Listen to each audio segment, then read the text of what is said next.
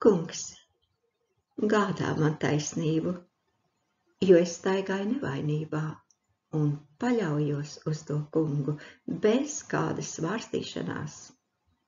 Pārbaudi mani, kungs, un izmeklē mani, izskati manas īkstis un manu sirdi, jo tava žēlastība stāv man acu priekšā, un es staigāju tavā patiesībā. Es nesēžu pie bezgožiem un nepinos ar viltniekiem, es ienīstu ļaundaru sabiedrību un nesēžu kopā ar bezdievīgajiem. Es mazgāju savas rokas nevainībā un turos tava altāra tuvumā. Ak, kungs, paustams tev pateicību skanīgā dziesmā un daudzinādams visus tavus brīnumus.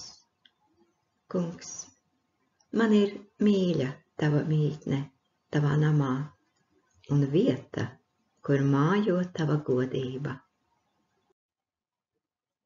Tāda paļāvība mums ir caur Kristu uz Dievu, ne ka mēs paši no sevis būtu spējīgi ko labu domāt, bet ja esam spējīgi, tad tas ir no Dieva, kas mūs darījis spējīgus kalpot jaunajai derībai, ne burtam, bet garam, jo burts nokauj, bet gars dara dzīvu.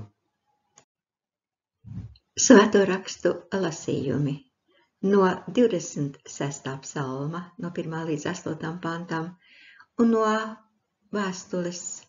otrās vēstules korintiešiem, 3. nodaļas, no 4. līdz 6. pantam.